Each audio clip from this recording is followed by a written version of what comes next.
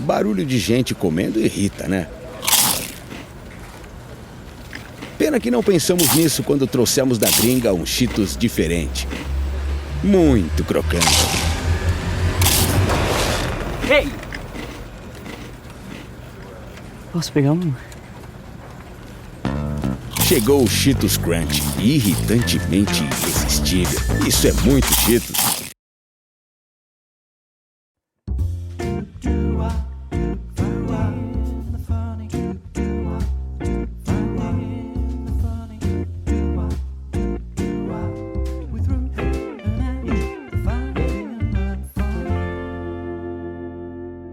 Right, I've broken my toe.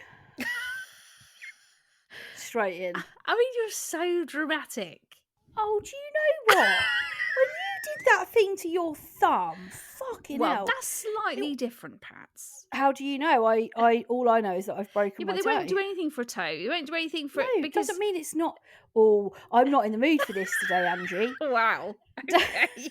Doesn't mean it's not painful. I know, but everyone's... A tiny little smidge of like, oh, Pats. I know, but it's like everyone stubs their toe. Probably everyone's broken their toe numerous times by stubbing it. Right, I stubbed my toe and instantly I looked down and it was going purple and black.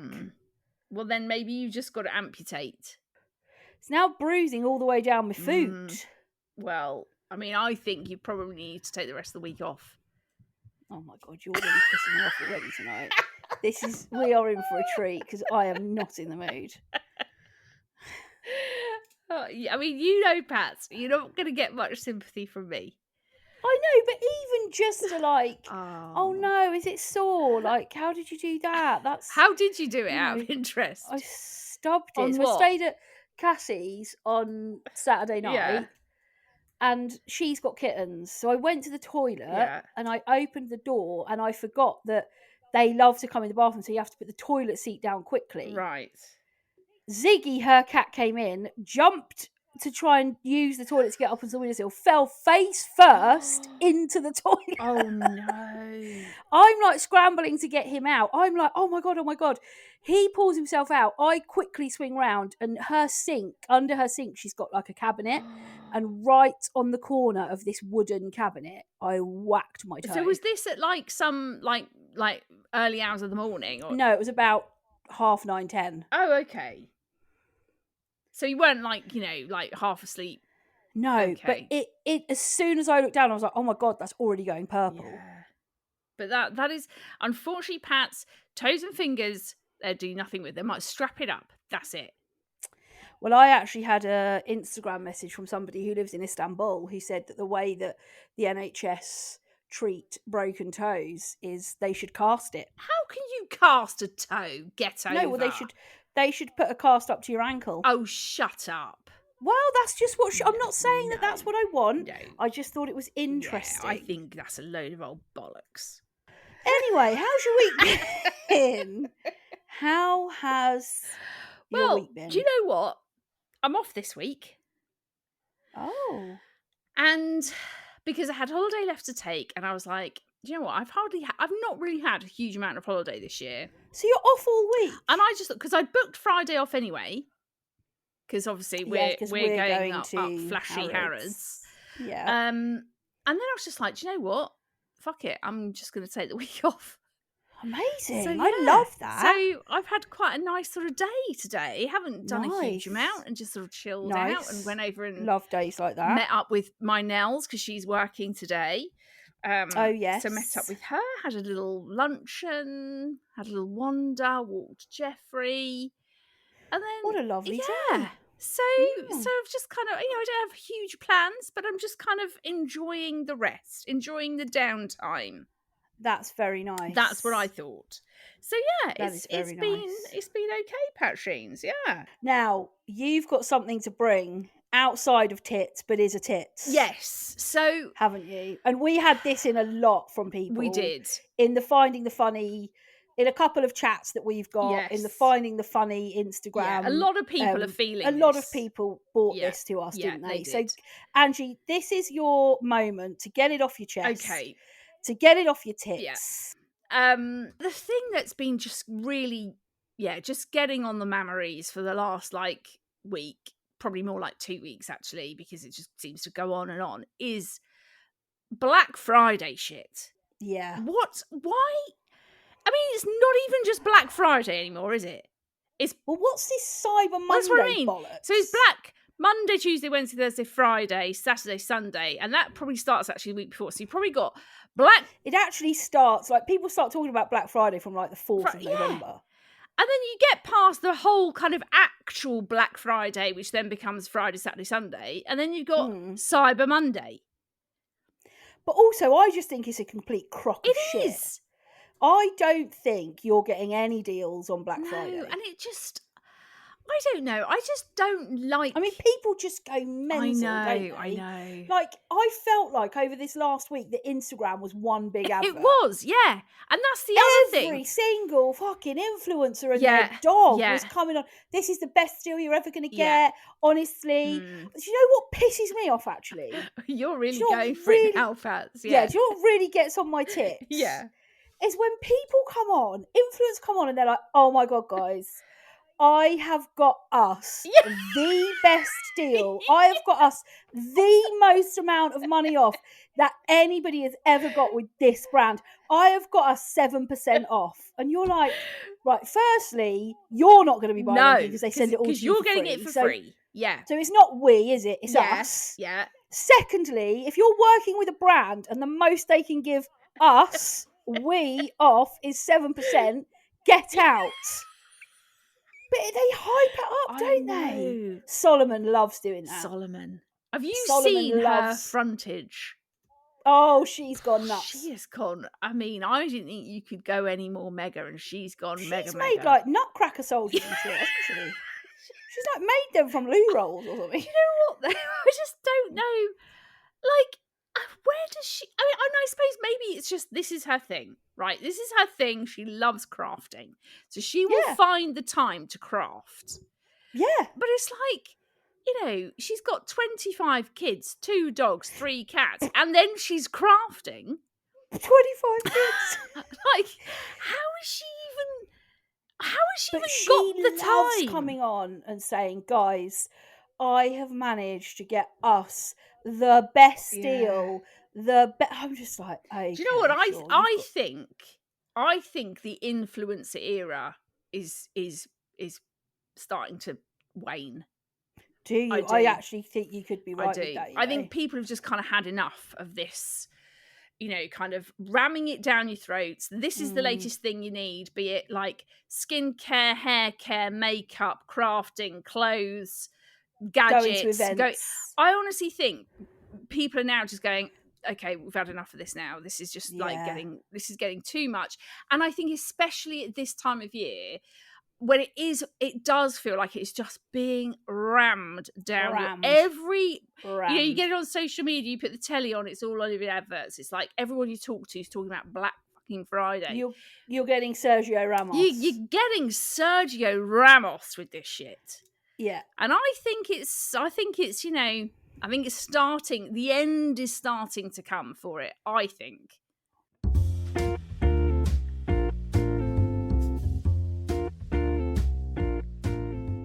I want to say something that made me very excited today. Oh, yeah. Any Big Brother fans in the house, I'm actually genuinely missing Big Brother. I know you are, aren't you? Yeah. I really miss it. And it was confirmed today that Jordan and Henry are boyfriends. Are BFs. They are BFs. That, when I saw that, I mean, I screenshotted it and sent it to a family group chat that we're all in, didn't I? I was so happy. I was like, oh my God, because I knew that Joel and Ellen would equally be obsessed. They are. Yeah. I mean, probably more Nels than Joel. Yeah, but Joel couldn't really give a shit. Yeah, they are very invested in Jenry, which, do you know what, is actually really lovely.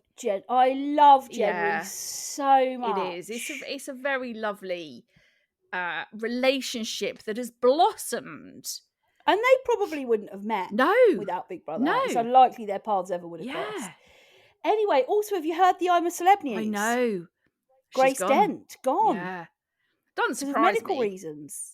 I don't think it was medical reasons. I think she just had enough. I mean, she just, especially when because obviously when they announced last night that it was her and Josie up for the trial, you could just tell on her, she was like, I am done with this shit. I'm not doing this anymore. What do you think about the Sam Thompson stuff? People saying he's getting too much now. What do you think about all of that? No, I don't agree. Did you know that? I didn't know this, but before he went into the jungle, he was diagnosed with ADHD and autism. Oh, I didn't know that. Yeah. I think he's lovely. Me too. I just think his enthusiasm and energy and positivity he brings to that camp is, and actually to life, because I mean, I imagine if you are with him 24/7, he maybe can get a little bit like, okay, just chill out a bit, Sam. Just, just relax. Don't get too excited. But on the whole, I think when you're around people that bring that sort of energy and positivity, I think it's lovely. Do you know what I think as well? I actually genuinely think he can't believe he's in he there. can't. Like, he's this lad that wasn't even the first group of Made in Chelsea. No. Like, let's be honest. Sam was brought in because he was Louise's sister. Yeah. So he wasn't even approached by them. E4 to do No. Made in Chelsea. His sister was. Yeah. He then happens to get on this show because of his sister's on it. Yeah. He has some really great stuff that happens while he was filming for that show. And now he's finding himself in the jungle, which is like one of the most iconic shows every year. Yeah. I genuinely think, aside from him being perhaps, maybe more hyperactive than the average person, or I actually think he's like, I'm in here with Tony Bellew and Marvin Hughes and I'm and Nigel Farage. I'm in here with people that are properly famous. I know. He just can't believe it. Around. No, he just cannot believe his luck. I mean, I would love to do it. I know you would. I really would. And I actually think, I mean, I don't know how I'd be actually. Because I sometimes, although I'd chat to anyone, I'll talk to anybody, whether I know them or not. You can be quite shy. But I can it takes me a little while to sort of just really I am. It takes me a little while just kind of, warm up, feel like I can totally be myself. And but I think we're all a bit like that, all three of us. Yeah.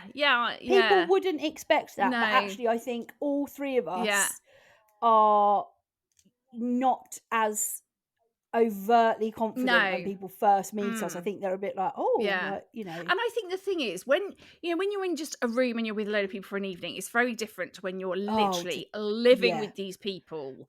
But not just that, it's totally different when you're sleeping on hammocks my gosh. in the jungle. That is real. That's not camping. No. I mean, I think you'd be awful because you hate camping. Yeah. I mean, I love camping. And also, they've had pretty shit weather so far, haven't they? Yeah. I mean, I sort of think, I can cope with camping if I've got decent weather. It's when it's absolutely pissing it down. I'm like, no, forget this. I'm done now. Yeah. I'd be with Grace. I mean, your hair would be frizz. Your hair would basically be a frizz bomb the whole time. And you wouldn't cope with a cold shower. Oh my God, bloody hell. Talking of showers, I got in the shower after Ange the other Friday after staying at her house. I thought it was going to scald my skin off. And her temperature, turn up and down, is so stiff. I basically had to be in for a bit, come out for a bit, be in for a bit, come out. So you wouldn't cope with a cold shower. You'd be frizz-tastic. I mean, I would. I mean, I walked Luna today in the frizz, in the light drizzle. Yeah, and I got back and poof, it was bad. And that's just from a light drizzle. Yeah, you'd be screwed. I would absolutely be screwed.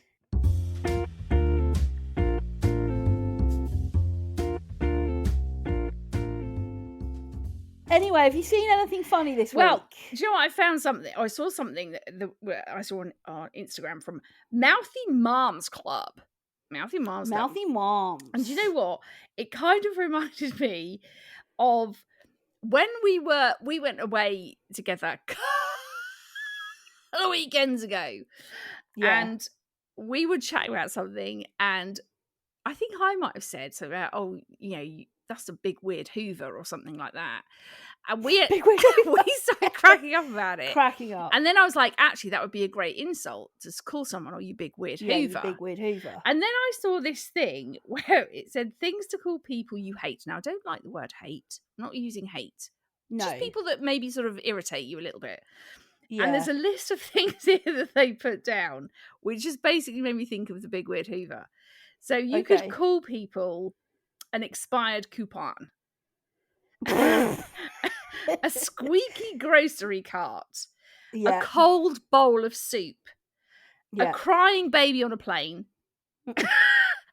a wobbly table, an itchy sweater. There was just all these things. I was like, do you know what? I actually think we could start using those things to insult those people. insults. Yeah.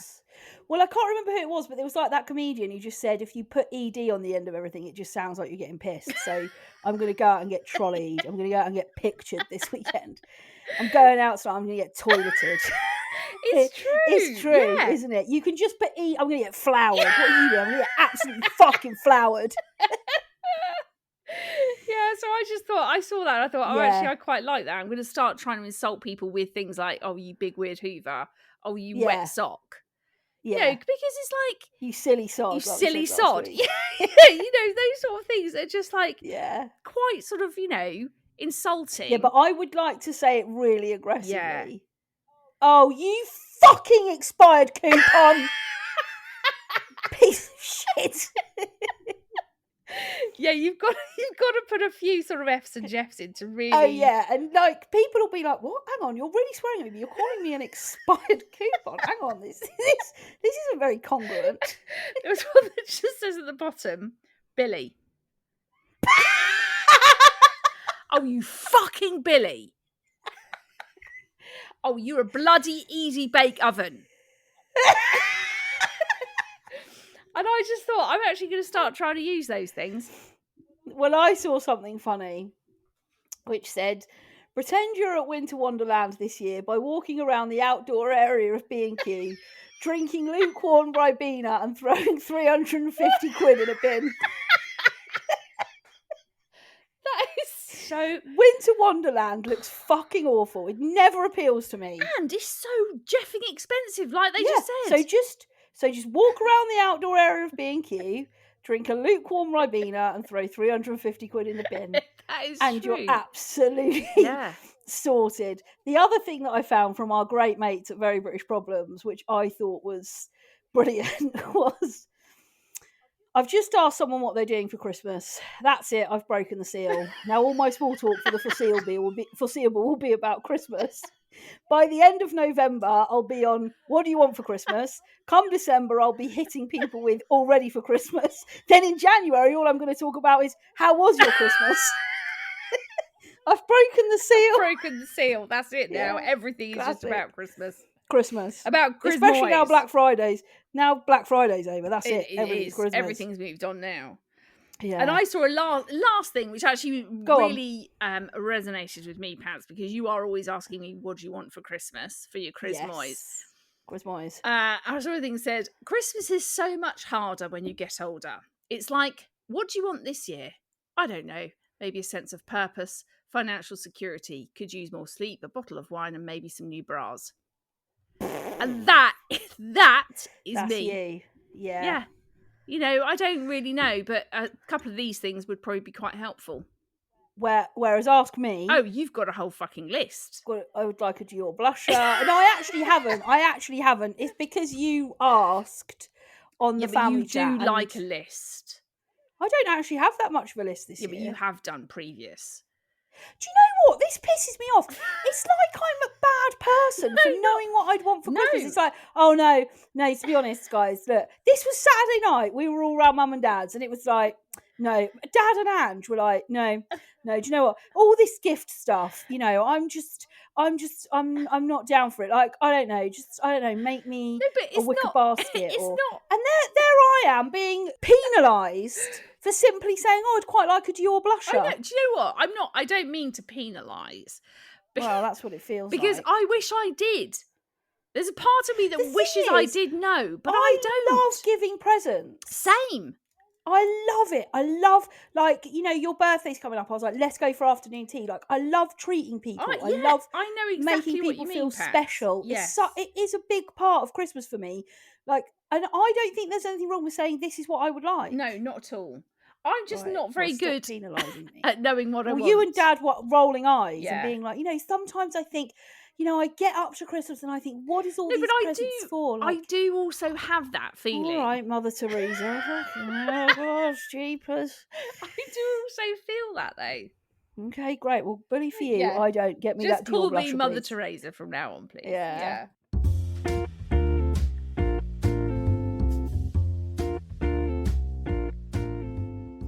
So, Ange, you put up a box this week on the gram. I did. What did you get in? What did you bring? Well, what did you see? What did you feel? Do you know what? We had some really good dickish behaviours, but we also had a couple of heavily intos, which I just thought I'd share because share those heavily intos. These came in obviously independent of each other. One came in from Snedders, right, and the other came in from Ruth Ep14. Okay, great name. Oh, it is a very good name. Okay, so let me read you. Snedders is heavily into Hallmark Christmas films. She needs to put herself in dickish. They're all the same storyline. But also Ruth Ep14, totally independent of Snedders, they don't know each other as far as I'm aware, is also heavily into Christmas movies on the Hallmark Christmas 24. She loves them. But it's all the same. I just don't get why you'd watch it. It's like Big Boss meets poor guy.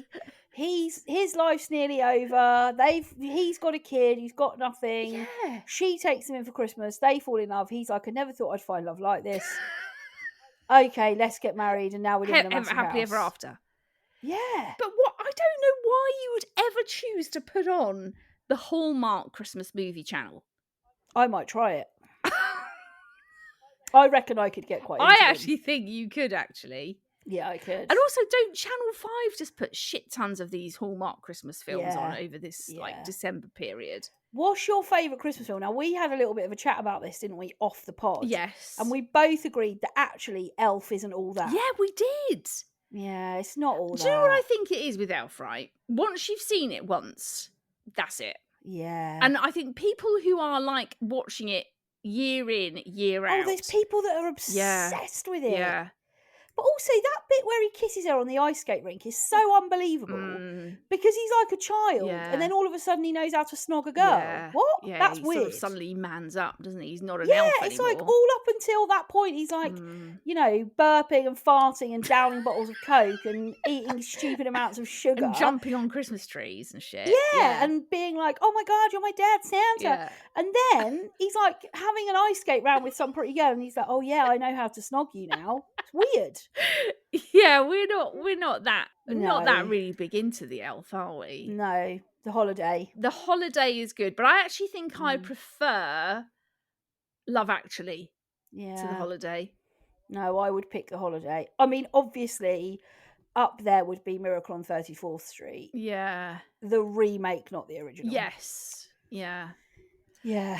So they came in with a couple of heavily intos, which I was quite interested in because I was like, what the hell? People are actually tuning into these channels and watching Hallmark these films. movies. Yeah.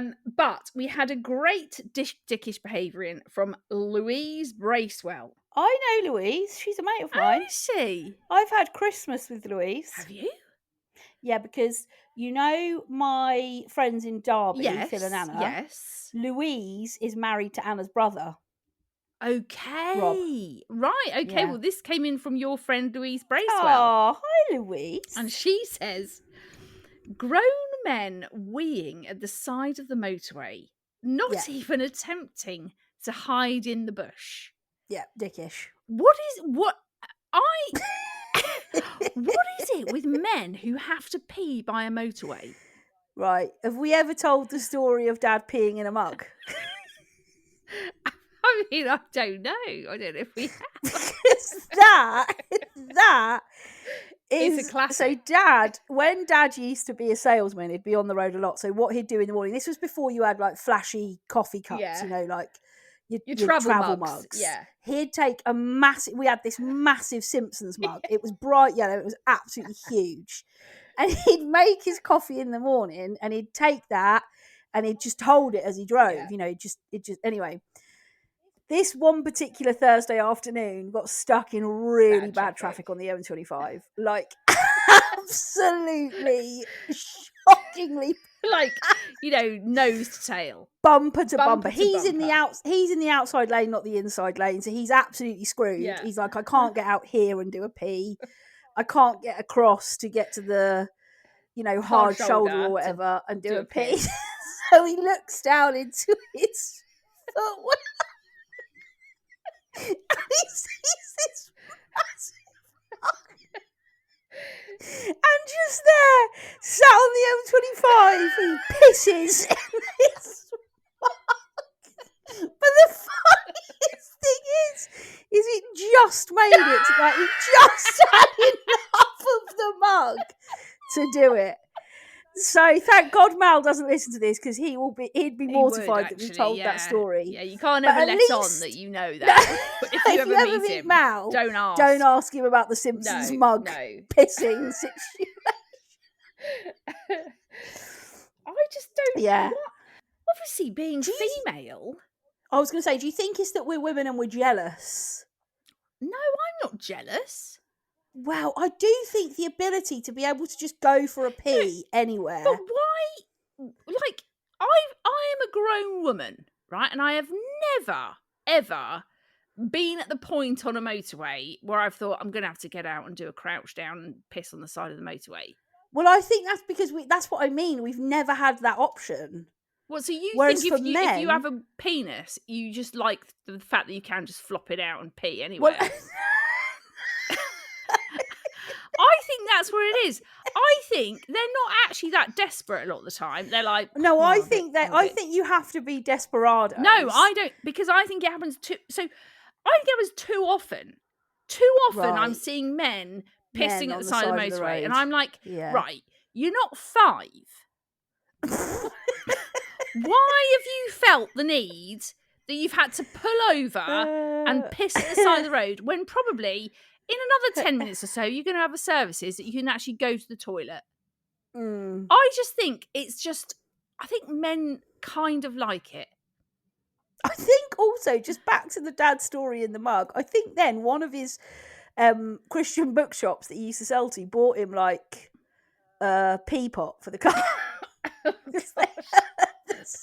Because they knew he'd had this, like, I'll actually use the mug. Oh, do you remember that mug though? That bright yellow massive one? Yeah, I do, yeah. I can't believe he used to take that though. I mean, no wonder he needed a piss. Like, he was flipping drunk, like, a vat of coffee before he's left the house. And then had another one in the car, and then, oh, shit, I need a pee. I actually think it is just something... You're with Louise Bracewell, aren't you? I just... Yeah. And the way a lot of the time they are very brazen with it. Right, they're just out there, not trying to hide it. All right, I just needed a piss, just had to pull over. Let's do a call to action. What? Let's ask the men that listen to our podcast. Yeah, of which we actually have quite a few, don't we? We do, yeah. Have you ever taken a piss at the side of the road? When you probably haven't needed to. Yeah. There's loads of ways you can get in touch with us. You can find us both on Instagram. I'm at Ruth Corden. Ange is at Ange Corden. You can find the podcast on Instagram, Facebook, TikTok, and YouTube. Just search Finding the Funny Podcast. Or you can send us an email, findingthefunnypodcast@gmail.com.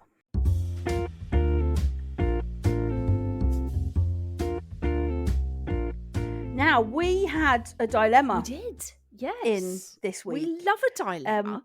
We're going to keep this person anonymous. Yes. As we always do with a dilemma. But I thought this one really caught my eye, and I thought it was a really good one to share. So it says, love the podcast and thanks for helping me through some really difficult times. I need some advice. I'm a teacher and I really struggle with my mental health. I always have, but it's definitely got worse since I've started teaching. It's getting to the point now where I'm thinking it's not worth it anymore, but teaching is all I ever wanted to do. The smile on the kids' faces helped me through dark days, but the pressure and everything else is too much. I don't know what else I'd do and haven't got the money to retrain as something else. I'm at a crossroads. I just wondered if you've ever felt like this or if you've got any advice. Not sure you'll get to read this out, but thank you in advance if you do.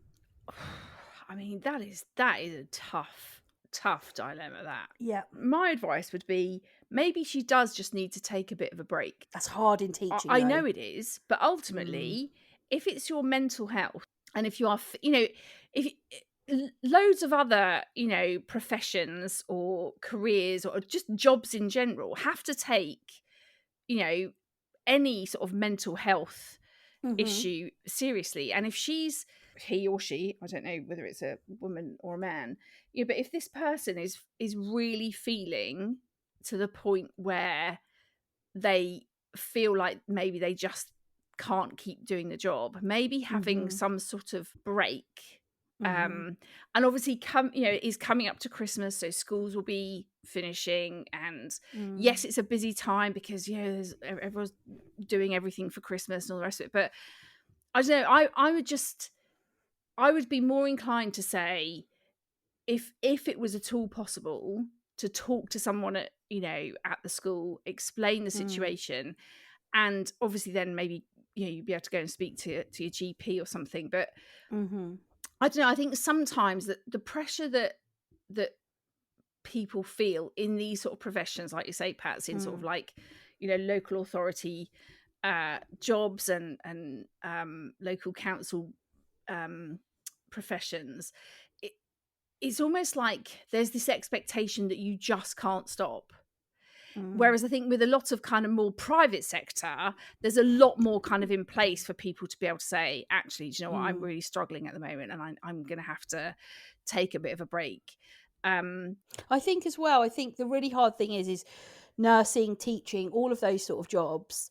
Um, people go into them because they they want to care. make a Yeah, difference. Yeah. And exactly. so there is a sense that it works on people's goodwill. And Mm, that's why lots of like public sector workers can get burnt out and can find the pressure just too yeah. much. I mean, I think the really difficult thing is with teaching is that everybody thinks you get these like wonderful big chunks of holidays, and there's this Mm, like there's this misconception out there that like because you get 6 weeks off in the summer, your life must be really easy. But mm, actually, and I used to work in a school. If anybody's ever worked in a school in their life, I mean, firstly, those breaks never really feel like breaks, but secondly, term time in a school is absolutely full on. mental. It is Yeah. crazy. Like, you don't get a chance to breathe. Mm, And I think the narrative around teachers of, oh, you rock in at 10 to 9 and you're finished by 3:15, I think whilst that is changing, mm, I think it's difficult for teachers sometimes to put their hand above the parapet and say, I'm really burnt out, because mm, everybody else just goes, what? You get like 100 weeks off a year. Like, people just don't understand until you've yeah. worked in a school. They don't understand the pressure that is on you. I think the other really difficult thing is for teachers is everybody's been to school, so everybody's got an opinion about the profession. It's like everybody thinks they've got a right to talk about education and what it should look like. I mean, if it was me, I would definitely be going to see your GP. Yeah. And even if you can't take any time out, I wonder whether there's an opportunity to talk to your Mm, head teacher and say, mm, look, I may need some extra support yeah. sessions where I can do planning, or I can do marking, or Mm, like, is there any way I could have mm, a couple of afternoons off a week, or I could get another teacher to cover me, so I could, because I think if your head teacher, and it'll all be dependent on the head that you've got, but if they see that you're good at your job, yeah. they won't want to lose you. the, No. the teaching profession will not want to lose you, Mm, and I would hope they would do anything they could to keep you in the job. yeah. So, I mean, it sounds like teaching is what you've always wanted to do, Yeah. and that makes it even harder, I Yeah, think. but I think then that also makes it even more important that Yeah, that to get you some can have, support. I think if Yeah. you're at that point where the job that you absolutely love doing, and the Mm. only thing you can see yourself doing is actually starting to make you question that, then I think Mhm. even more so, try and talk to someone at the workplace, be it the head or your, Mm. line manager, and Mhm. then go and speak to your GP and see if there's, some way of being able to kind of take some of this pressure off yourself. Mhm. Um, because, it's just, everyone has these points, in your life where you just feel like everything is on top of you and it's completely Mm. overwhelming. And I think if you're feeling like this now, you've got to try and get some help, some support, Yeah. way of managing where you are right now and how you're feeling. And hopefully, if you are able to get some things in place, give yourself a bit of a break, whether that's completely, coming out of work for a few weeks, or whether there's a way of being able to kind of just, like you said, Pat's, kind of have a bit more time where you can sort of have some time out of the classroom to work on the other things that, come as part and parcel of the job. That might be a way of you being able to kind of feel like you're able to manage, because it's horrible when you feel like you're just drowning. Exactly. That feeling of just, it's awful. I don't know how to get out of this. I can't see a way out, and actually probably I'm just going to have to get out of it and leave that, and that's it over. And that would be such a shame if that was the case. And I know people still find, talking about their mental health difficult in sort of a work place. I'll never forget once when Nels was at secondary school, and I've shared before a little bit how school in general was always hard for her. She didn't find it wasn't the easiest thing to do, and it was quite a few years into secondary school, maybe like year 9, 10, something like that.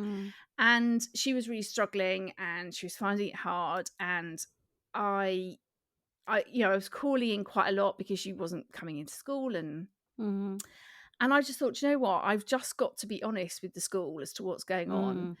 And I called them up and I said, look, I'm really sorry, Nels isn't going to be in again today, and I'm going to be honest with you, she's really struggling with her mental health, and she's really not managing life and school particularly well at the moment. And straight away, the lady I spoke to, she said, not a problem at all, we will put this down as a mental health day.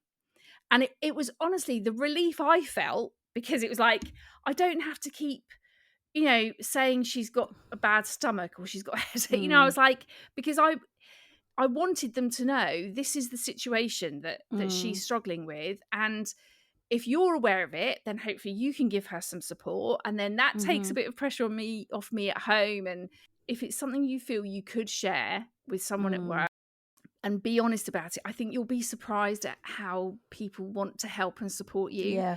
And if you've already done that and it hasn't worked, if that's already something that you've tried to do, then maybe you need to reconsider whether you're in the right school, or whether it's not teaching but it's the setting that you're in, and whether you need to find a school that's got perhaps a more amenable head teacher or a better setup in terms of teachers and their mental health. And there are definitely go and see your GP. There's loads of other like charities and stuff out there, so Mind are really good. They've got some really excellent YouTube videos. I don't know if the teachers kind of registration body have got anything that could help and support you, but I definitely have a look at that. I don't know if you're a member of a union, but if you are, they would also be a place that could give you some help and support.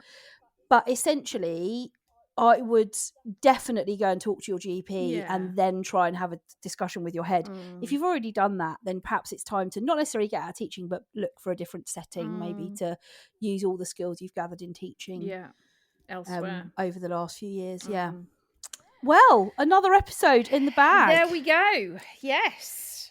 Remember, there's loads of ways you can get in touch with Ange and I. You can find us both on Instagram. I'm at Ruth Corden. Ange is at Ange Corden. You can find the podcast on Instagram, Facebook, TikTok, and YouTube. Just search Finding the Funny Podcast. Or you can send us an email, findingthefunnypodcast@gmail.com. But Ange and I will be back next week helping you to find more of the funny.